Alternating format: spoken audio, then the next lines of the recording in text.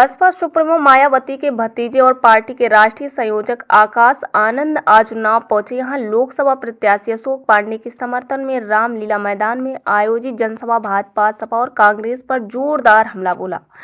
किसी का नाम लिए बगैर लोगों को आगाह करते हुए बहरूपियों से सावधान रहने को कहा। ये भी कहा है कि बहरूपिया कौन है ये सभी लोग जानते हैं। कहा कि दुश्मन अपने सामने से वार नहीं करेगा, इसलिए ऐसे बहरूपिये रूपी दुश्मन से सावधान रहे, सामने आने से भगा दिए जाएंगे। आकाश आनंद ने कहा है कि इलेक्टोरल बॉन्ड के जरिए 16,500 करोड़ रुपया लिया गया है। केवल बसपा ही ऐसी पार्टी रही जिसने इलेक्टोरल बॉन्ड से चंदा नहीं लिया है। उन्होंने कहा है कि चुनाव और विपक्षी पार्टियां वोट मांगने आएंगी। बीजेपी से 10 साल का रिकॉर्ड मांगे, सवाल करें हमारे समाज के लिए क्या क्या काम किया। शिक्षा, चिकित्सा, सुरक्षा के मुद्दे पर सवाल करे, आरोप लगाया कि भाजपा ने शिक्षा के क्षेत्र में बुरा हाल कर दिया। कहा कि डिजिटल इंडिया की बात कर रहे हैं जबकि सरकारी स्कूल में कंप्यूटर तक नहीं है। रोजगार के नाम पर देश के युवाओं के साथ मजाक किया है। युवाओं से जुड़ते हुए कहा कि आपका दर्द जानता और समाज देख रहा है। कहा है कि युवा पेपर देकर आते हैं तो पेपर लीक हो जाता। देश की हालत बुरी है। 30% युवा बेरोजगार जबकि केंद्र में 30 लाख से सरकारी विभागों में पद रिक्त हैं। कहा है कि इन लोगों की नीयत रोजगार देने की नहीं है। कहा है कि अगर पकोड़े तलने को रोजगार कहते हैं तो कभी भीख मांगने को भी रोजगार कहेंगे।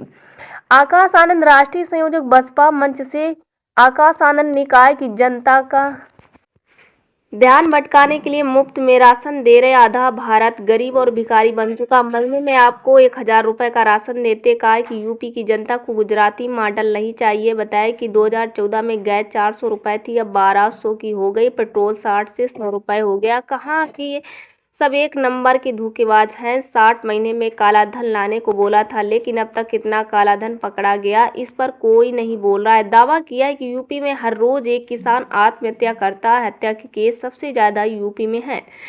सवालिया लहजे में कहा है कि तरक्की सरकार या तबाही की है। यादव मुस्लिम पर अत्याचार पर राष्ट्रीय संयोजक ने समाजवादी पार्टी पर हमला बोला। कहा कि मुस्लिम समाज पर अत्याचार होता है तो इनके मुंह से शब्द नहीं निकलते हैं। यादव समाज के लोगों के लिए नहीं खड़े हो सकते हैं। टिकट के समय केवल अपना परिवार ही दिखता है। कांग्रेस को निशाने पर लेते हुए कहा कि कांग्रेस को 60 साल से ज्यादा मौका मिला लेकिन एक भी काम नहीं किया। आकाश आनंद ने अपनी पार्टी शासनकाल की उपलब्धियां गिनाई। कहा कि बसपा सरकार में आशीर्वाद महामाया योजना चलाई थी। सावित्रीबाई फूले योजना में लाखों बच्चियों को निःशुल्क शिक्षा दिलवाई। प्रदेश विकास किया है। आकाश आनंद ने साथ ही में यह भी कहा कि उनकी पार्टी पिछली बार से ज्यादा सीट इस बार जीतेगी। देखिए एक रिपोर्ट गुड़िया रावत की। पिछले 10 साल से भाजपा की सरकार ने शिक्षा के क्षेत्र में इतना बुरा हाल कर दिया है कि आज अगर आप 8वीं कक्षा के बच्चे से, सरकारी स्कूल के 8वीं कक्षा के बच्चे से गुणा भाग करने को कहो या अंग्रेजी में 2 लाइनें बोलने को बोलो तो वो बेचारा ना गुणा भाग कर पाता है, ना अंग्रेजी के 2 शब्द समझ पाता है। इतना बुरा हाल है इस भाजपा की सरकार में।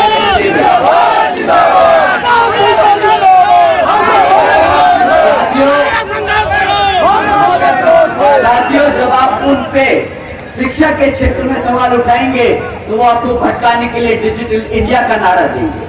डिजिटल इंडिया के नाम पे आपको भटकाने की कोशिश करेंगे।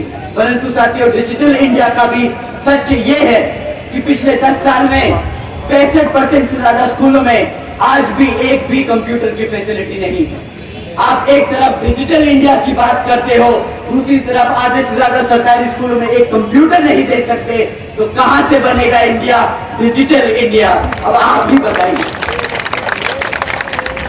सफाई साथियों, जब आप इनको डिजिटल इंडिया के नाम पे घेर लोगे, जब आप शिक्षा के नाम पर घेर लोगे तो ये बोलेंगे कि नहीं भाई, भारत तो बहुत ज्यादा तरक्की कर रहा है, हमारे बच्चे को रोजगार मिल रहा है। तो साथियों, रोजगार के नाम पे भी जो उन्होंने मजाक किया है वो भी मैं आप लोगों के बीच में रखना चाहूंगा। यहाँ पे कितने युवा हैं जो बेरोजगार हैं आज की डेट में? साथियों, आप जानते हैं, आप लोगों का दर्द बहुत ज्यादा, जो दर्द है वो पूरी जनता देख रही है। इस वक्त पूरा समाज देख रहा है कि किस तरह आप लोग मेहनत करके इन सरकारी जो भर्तियां निकलती है उनके एग्जाम में पेपर देके आते हो और आपको पता चलता है 4 महीने बाद ही कि वो पेपर लीक हो जाता है, तो आपका दुख और दर्द यहाँ पूरे भारत की जनता देख रही है।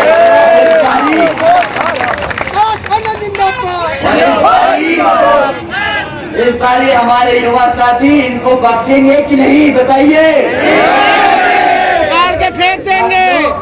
जिस तरीके से ये आपका पेपर लीक करते हैं, जिस तरीके से ये बहाने ढूंढते हैं आपको ना रोजगार देने के, उसी तरीके से आप इनको बताइएगा जब ये वोट मांगने आए कि भाई जिस तरीके से मेरा पेपर लीक हो गया था, ऐसे ही इस बार तुम्हारा वोट लीक हो गया।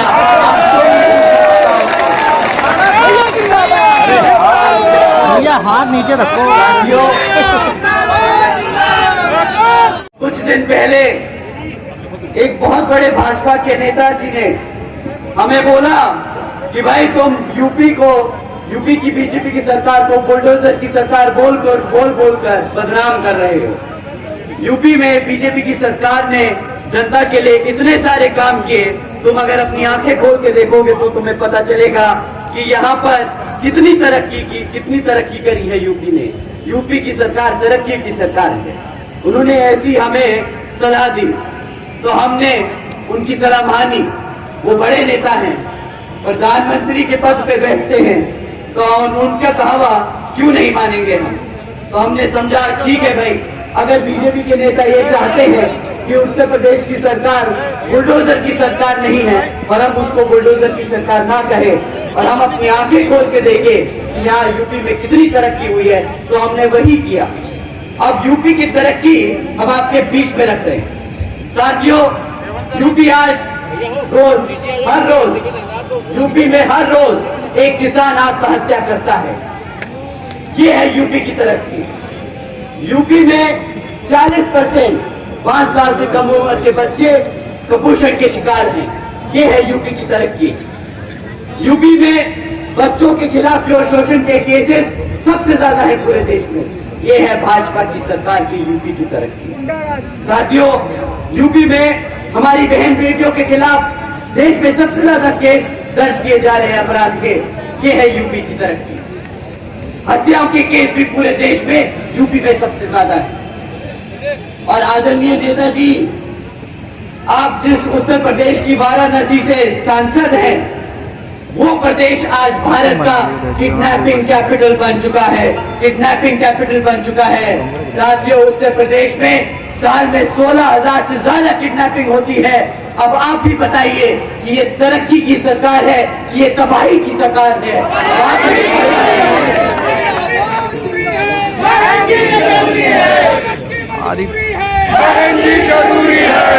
साथियों, हमारे साथ है। जो सरकार अपने बच्चों को भूखा रखे, जो सरकार अपनी बहन बेटियों पे अत्याचार होने दे, जो सरकार अपने युवाओं को बेरोजगार रखे, जो सरकार अपनी आवाम को राशन के नाम पर गुलाम बनाए, वो सरकार बुलडोजर की सरकार नहीं, वो तबाही की सरकार है। वो तबाही की सरकार है। सरकारी नौकरी नहीं दे पाए, प्राइवेट सेक्टर में रोजगार नहीं दिला पाए, तो वो पलट के क्या बोलते हैं हमारे युवा साथियों से कि भाई पकोड़े तलने को भी तो रोजगार कहते हैं। मुझे माफ करना, बोलते वक्त भी शर्म आ रही है। पकोड़े तलने को भी अगर रोजगार कहते हैं, तो अगर ये गलती से सत्ता में दोबारा आ गए तो कटोरा थमा के बोलेंगे भीख मांगने को भी रोजगार कहते हैं। तो अगर आपको भिखारी नहीं बनना, अगर आपको पढ़ा लिखा एक इंजीनियर, एक इज्जतदार नौकरी करनी है, तो साथियों समय आ गया है। ये जो कमल का फूल खिला है, आप सब जानते हैं कमल का फूल कहाँ खिलता है? साथियों, ये इसलिए तरक्की कर रहा है क्योंकि इसने भारत को कीचड़ बना रखा है। समय आ गया है इस कमल के फूल को उखाड़कर जलाकर फेंक दीजिए और अपने भारत को दोबारा से एक तरक्की की और प्रगति की ओर ले चलिए। साथियों,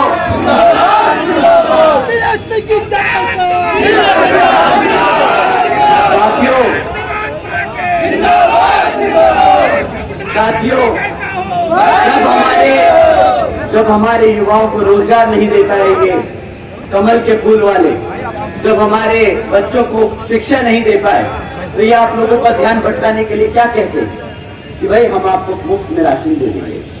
अब बताइए, इतनी पढ़ाई लिखाई कर कर, इतनी मेहनत कर कर भिखारी बनाने के लिए ये सत्ता में बैठे थे हमें। अब आप ही बताइए साथियों कि ये कोई गर्व की बात है कि 140 करोड़ की भारत की जनता में अगर 80 करोड़ जनता को इन्होंने मुफ्त राशन की स्कीम में डाल दिया, तो ये कोई गर्व की बात है? बताइए, 80 करोड़ जनता को बना देना भिखारी और गरीब गलत है? साथियों, जब ये आपसे ये बोले ना कि 80 करोड़ जनता को हमने मुफ्त में राशन दिया है, तो इनसे पूछिएगा तुम कितने अनपढ़ हो सकते हो कि तुम ऐसी बात पे गर्व कर रहे हो, ऐसी बात का प्रचार कर रहे हो जिससे हम सबको, पूरे दुनिया को पता चलता है कि आधा भारत आज गरीब और भिखारी बन चुका है। साथियों, अगर 2014 में जो इन्होंने वादा किया था कि 2 करोड़ नौकरियां देंगे, तो आज ये शायद हमें दिन नहीं देखना पड़ता। आप जानते हैं साथियों कि ये 80 ये लोग कहते हैं इसको गुजरात मॉडल।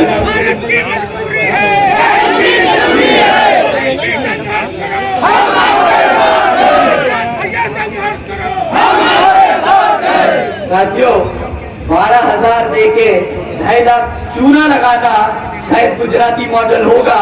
हमें ये गुजराती मॉडल नहीं रचता, हमारी यूपी की जनता को नहीं चाहिए ये गुजराती मॉडल। मेरे भाई, किसको चाहिए ऐसा ये मॉडल बताइए? यहाँ पे नहीं चाहिए।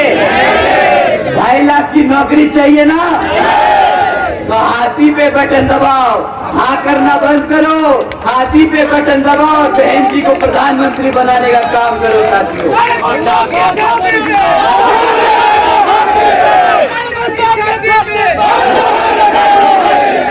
साथियों,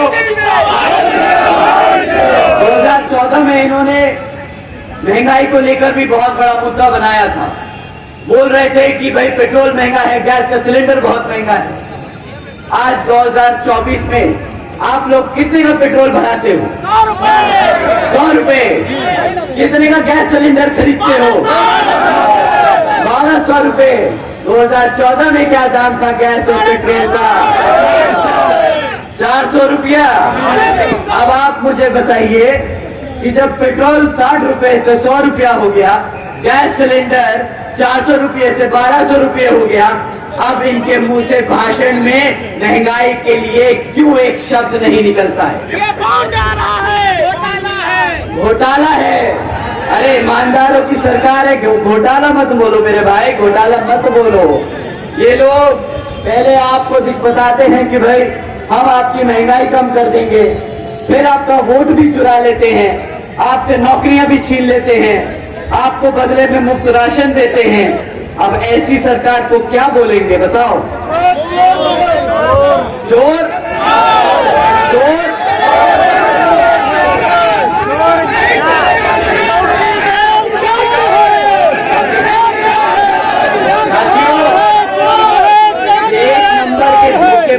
धोखेबाज, चूना लगाना बखूबी जानते हैं, आंखों में धूल जोड़ना बखूबी जानते हैं। इनकी बातों में नहीं आना, इनकी एक भी शब्द आपको मानने की जरूरत नहीं है। अगर ये आपसे बोले कि भाई 5 साल और दे दो, इन्होंने क्या बोला था कि मुझे सिर्फ 60 महीने चाहिए। ये बहरूपिये, ये दुश्मन हमारे समाज को अंदर के साथ साथ बाहर से भी बहुत नुकसान पहुंचाने की कोशिश करते हैं। साथियों, आप जानते हैं कि दुश्मन पार्टियों को तो फंड बड़ी बड़ी कंपनियों से मिल जाता है, परंतु बीएसपी का मूवमेंट आपकी मेहनत की कमाई के तन मन और धन से ही चलता है। तो मैं ये आज मौका जो मुझे मिला है आप लोगों को अपनी बात रखने का, मैं इस मंच से आप लोगों का हाथ जोड़कर धन्यवाद करता हूं कि आप लोगों ने इतने सालों तक अपनी मेहनत की कमाई से इस मूवमेंट को जारी रखा, और आप लोगों से दरख्वास्त करूंगा कि आगे बढ़ाते रहेंगे। साथियों, आप लोग जानते हैं इलेक्ट्रल बॉन्ड्स के बारे में, एक नया बहुत बड़ा स्कैम आपके लोगों के बीच में आया है। क्या आप जानते हैं इलेक्ट्रल बॉन्ड्स के बारे में? साथियों, इलेक्ट्रल बॉन्ड्स ये एक नया तरीका है जिससे ये राजनीतिक दल बड़े बड़े धरना सेठों से, इनकी कंपनियों से नया नया चंदा लेने का जरिया बना चुके हैं। साथियों, आप जानते हैं पिछले 6 सालों में 25 राजनीतिक दलों ने 16,500 करोड़ रुपए इन बड़ी बड़ी कॉर्पोरेट कंपनियों से चंदे या फिर फिरौती के रूप में लिया है। साथियों, परंतु इन 25 राजनीतिक दलों में आपको भाजपा का नाम मिलेगा, कांग्रेस का नाम मिलेगा, समाजवादी पार्टी का नाम मिलेगा, परंतु एक राष्ट्रीय पार्टी है जिसने किसी भी धरना सेठ से 1 रुपया नहीं लिया। आप जानते हैं वो पार्टी कौन सी है?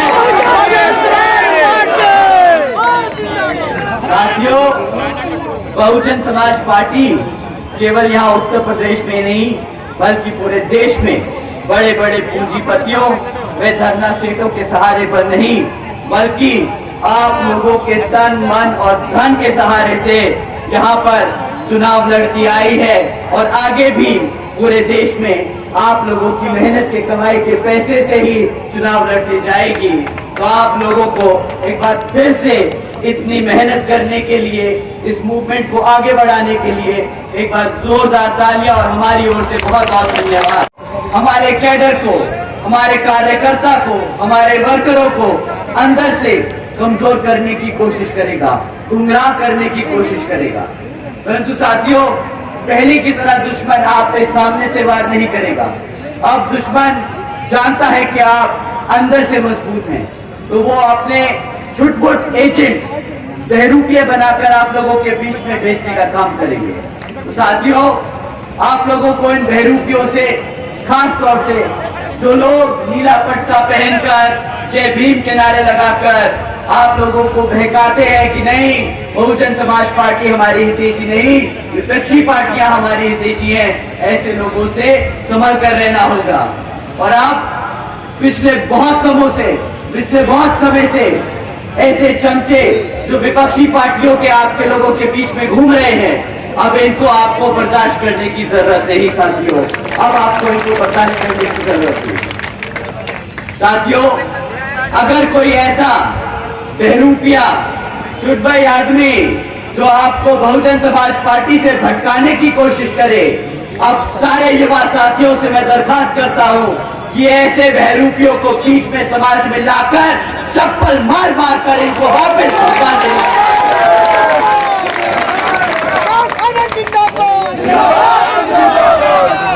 साथियों, था इन्होंने अग्निवीर योजना चलाई, उसके द्वारा भी इन्होंने हमारे युवा साथियों के साथ खिलवाड़ किया। साथियों, नोटबंदी के नाम पर इन्होंने कहा काला धन लेके आएंगे, वो भी आज तक 1 रुपया वापस नहीं आया। अब आप भी बताइए साथियों, क्या ऐसी सरकार आपको मंजूर है? नहीं।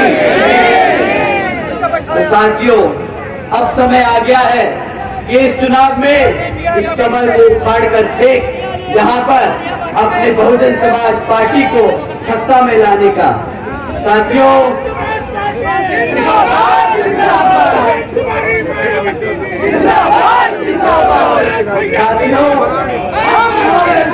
इसी तरह समाजवादी पार्टी भी आप लोगों के बीच में आकर आप लोगों से वोट मांगने का काम करेगी। पर साथियों, जिस पार्टी को एक पर्टिकुलर समाज ने, चलिए बोल ही देता हूँ, इलेक्शन था तो हमारे मुसलमान भाइयों ने और बहनों ने इस समाजवादी पार्टी को एक तरफा वोट डाला कि नहीं डाला, बताइए। परंतु साथियों, जिस समाज ने इनको एक तरफा वोट डाला, आज उसी समाज पर जब अत्याचार होता है तो उनके खिलाफ इनके मुंह से एक चू नहीं निकलती है। अब ये भी सच है कि नहीं, आप भी बता दीजिए साथियों। परंतु जब रिजर्वेशन इन प्रमोशन के खिलाफ राज्यसभा में, जब रिजर्वेशन इन प्रमोशन का बिल राज्यसभा में प्रस्तुत किया जाता है तो इसके खिलाफ ये लोगों के हाथ और जुबान सबसे तेज चलती है और ये बिल को फाड़ने का सबसे पहले काम करते हैं। साथियों, अब आप भी बताइए, क्या ऐसी पार्टी को सत्ता में रहने का अधिकार है कि नहीं? साथियों, चोर है,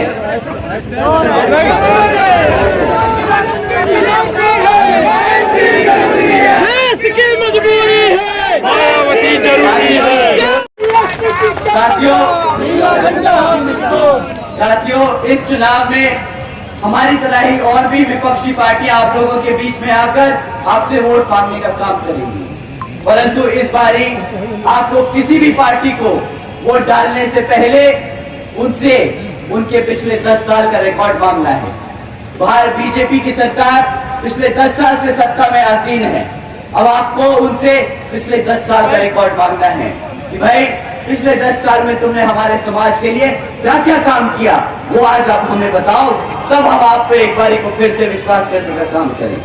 साथियों, परंतु ये लोग पिछले 10 साल से एक भी क्षेत्र में, किसी भी क्षेत्र में आप लोगों के लिए काम नहीं कर पाए हैं। साथियों, हम इनसे जाति और धर्म के आधार पर नहीं, हम इनसे शिक्षा, रोजगार और सुरक्षा के आधार पर वोट मांगने को, जस्टिफाई करने को कहेंगे। साथियों, आपको इन 3 मुद्दों पे उनसे सवाल उठाने। साथियों, अगर हम आपसे शिक्षा के मुद्दे पे इनकी कमियों के बारे में आप लोगों के बीच में रखें, तो साथियों आपको जानकर हैरानी होगी कि पिछले 10 साल में शिक्षा के क्षेत्र में भाजपा की सरकार ने हमारे सभी बच्चों के साथ जो खिलवाड़ किया है वो बर्दाश्त करने लायक नहीं, वो किसी माफी के लायक नहीं, वो किसी चुनावी जनसभा में कोई भाषण के लायक नहीं, इसके लिए कोई जस्टिफिकेशन नहीं है। हो चुकी है कि आज 30% पढ़ा लिखा युवा भी बेरोजगार घूम रहा है। आज 3 में से 1 युवा बेरोजगार है, और ये नहीं कि ये बेरोजगार ये इनके पास नौकरियां नहीं है कि आपको ले पाए। आप जानते हैं सेंट्रल गवर्नमेंट में अभी 30 लाख से ज्यादा पद खाली पड़े हैं, जो ये चाहे तो कल भर के आप सबको रोजगार दे सकते हैं। परंतु साथियों, इन लोगों की नीयत नहीं है, ये लोग चाहते नहीं है कि आपको रोजगार मिल जाए, क्योंकि अगर आपको रोजगार मिल गया तो आप अपने संवैधानिक हक के आधार पर आरक्षण की भी, आप आरक्षण के लिए भी मांग कर सकते हैं। साथियों, 2016 से नौकरी नहीं दी है मेरे भाई, 2014 से किसी को भी नौकरी नहीं मिली है। ये लोग 2 करोड़ सालाना नौकरी का वादा करे थे तुम सबसे, कितने लोगों को रोजगार मिला है? कितने लोगों को रोजगार मिला है? नहीं मिला। तुम्हें पता है, न्यूज़पेपर भी आजकल बेशर्मों की तरह ये खबरें छाप रहे हैं। न्यूज़पेपर में भी आजकल ऐसी खबरें चल रही है, मैं पढ़ के सुनाता हूँ। 3500 नौकरियों के लिए अप्लाई किया, 17 लाख से ज्यादा बच्चे मात्र 3000 नौकरियों के लिए अप्लाई कर रहे हैं। इतना बुरा हाल है। और ये 3000 नौकरियां कोई पढ़े लिखे नौकरियां नहीं, कोई बड़ी अफसर की पोजीशन नहीं थी, ये प्यून की नौकरी थी। और इसके लिए PhD स्कॉलर्स अप्लाई कर रहे हैं, ग्रेजुएट्स अप्लाई कर रहे हैं, मेरे जैसे यहाँ पढ़े लिखे भाई लोग अप्लाई कर रहे हैं। बताओ, हमारी माताएं बहनें यहाँ बैठी हैं, हमारे बड़े बुजुर्ग बैठे हैं, आप ही बताइए, आपने अपने बच्चे को इतना पढ़ा लिखा कर इसलिए बड़ा किया कि वो प्यून की नौकरी करेगा? बताइए साथियों, आप पढ़े लिखे लोग हो, आप देश को चलाने का काम करोगे, आप IAS अफसर बनोगे, IPS बनोगे, बड़े बड़े इंजीनियर्स बनोगे। साथियों, अगर आपने यहाँ पे हाथी को जिताकर बहन जी को प्रधानमंत्री बनाने का काम किया, तो ये हमारा आपसे वादा है कि बहुजन समाज के साथ साथ सर समाज में से हर एक गरीब बच्चा, पढ़ा लिखा बच्चा यहाँ पे एक बड़ी नौकरी पर बैठा होगा। समाज पार्टी के राष्ट्रीय अध्यक्ष व उत्तर प्रदेश की 4 बार मुख्यमंत्री व पूर्व सांसद आदरणीय बहन जी के नाम से लोकप्रिय साथियों, जिन्होंने अपनी पूरी जिंदगी वामसेन DS मोदी के जन्मदाता एवं संस्थापक माननीय चलकर परम पूज्य बाबा साहब डॉक्टर भीमराव अंबेडकर जी के मानवतावादी व आत्मिक कारवा को अपने आजीवन त्याग, तपस्या व कड़े संघर्ष के जरिए एक नई राजनीतिक ऊर्जा प्रदान की है तथा उसके महत्वपूर्ण राज्य में 4 बार अपनी पार्टी BSP की। साथियों, आपको बस इनसे एक ही सवाल पूछना है, भाई तुम जो भी वादे कर रहे हो, तुम पहले वो वादे जहां पे तुम्हारे राज्य की सरकार चल रही है वहां पूरे करो, फिर यहाँ पे आना और फिर उत्तर प्रदेश में हमारे बहुजन समाज से वोट मांगने का काम करना।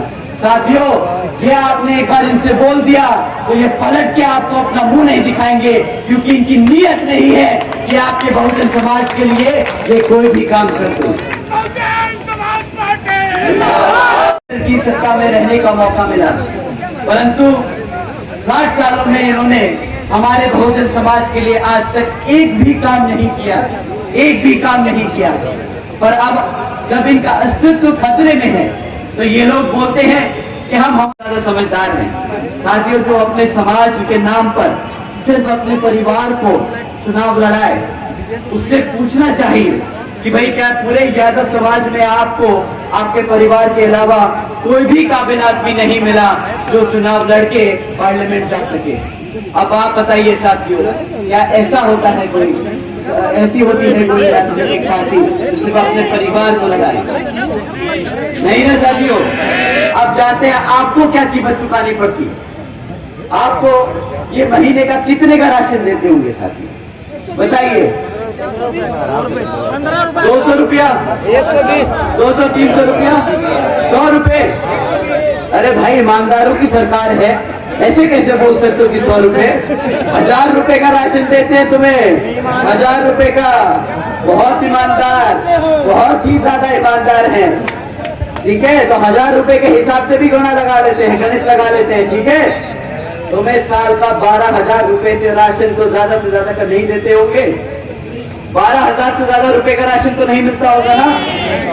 अगर क्लास 4 की नौकरी लगी होती तो कितना कमाते महीने का? 25,000, 20,000 रुपया। साल का कितना हुआ? 2 से 2.5 लाख रुपया कम से कम कमाते तुम। 12,000 का राशन देके ना जाया करते हुए मैं आपको बहन जी के मॉडल ऑफ गवर्नेंस के बारे में बताना चाहूंगा, जिसके आधार पे आप अपने समाज में जाकर अपने लोगों को बहन जी के कामों के बारे में बताएं। और आज 10 साल बाद भी सारे नोट आपके बदल दिए, सारा धन घूम गया, पर कितने लोग हैं जिनका परंतु साथियों, अगर आदरणीय प्रधानमंत्री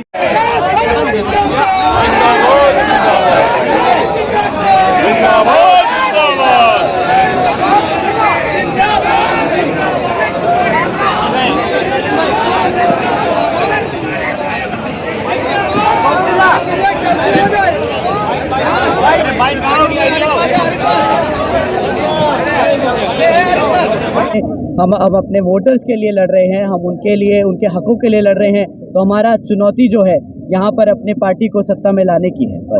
आकाश जी, कुछ मुद्दों के साथ जनता के बीच में, क्योंकि आपने महंगाई की बात की, आपने शिक्षा की बात की, आपने रोजगार की बात की जी, अगर पार्टी जीतती है सत्ता में, आपकी प्राथमिकता क्या होगी? देखिए, हमारी प्राथमिकता सबसे पहले लॉ एंड ऑर्डर को सुधारने की होगी, उसके बाद हमारे सभी युवाओं को रोजगार देने की होगी, शिक्षा और एजुकेशन, हेल्थ केयर सेक्टर को इम्प्रूव करने की होगी, और यहाँ पे जितना भी डेवलपमेंट हो रहा है उसको हाइपर गेयर में डालकर यहाँ पे पूरे पैन इंडिया में उसको एक स्टेरॉइड लेवल पे ले जाके बहुत अच्छे स्तर पे लाने की कोशिश रहेगी। कितनी सीटें पा रहे हैं?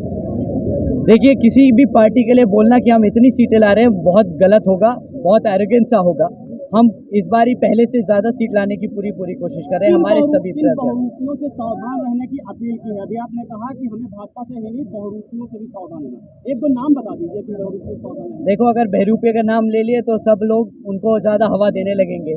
बहरूपियों के आप सब जानते हैं बखूबी वो बहरूपीय कौन है, और ये अभी के नहीं है, ये मान्यवर साहब के समय से ये बहरूपीय प्रॉपअप होते आते हैं।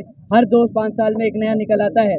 तो चमचा युग किताब है, अगर आपके माध्यम से मैं बताऊंगा, अपने सभी साथियों को चमचा युग पढ़े, उन्हें समझ आ जाएगा बहरूपीय कौन है। उनका कलर क्या है? कि उनका झंडे कलर क्या है? जो बहुरूपीय है उनके झंडे का कलर क्या है? देखिए भैया, अगर आपको उसी की बात करनी है तो आप अपने मुंह से बोल दीजिए ना। शर्मा क्यों रहे हैं? अरे इसके लिए बोल रहे हैं, शर्मा क्यों रहे हैं? एक मिनट रुकिए भाई साहब, 1 मिनट रुकिए। अगर आप उसकी पब्लिसिटी करने आए हैं तो आप अपना टाइम मत खराब कीजिए। यहाँ पे बहुत लोग हैं जो मुद्दों की बात करना चाहते हैं, जो अपने समर्थक व जो अपने व्यूअर्स को एक्चुअल फैक्ट्स की बात करना चाहते हैं। मैं और किसी से अगर किसी के पास सवाल है तो भाई पूछे।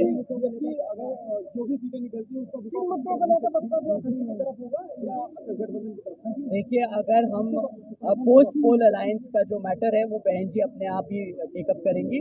हमने हमेशा से पार्टियों का इस्तेमाल कर कर सत्ता में बैठने का काम किया है, तो अगर हमें इस बारी भी मौका लगा तो हम लोगों का इस्तेमाल कर कर सत्ता में बैठेंगे और अपने लोगों के लिए काम करेंगे। को बीजेपी की बी टीम बताई जा रही है, क्या कहेंगे?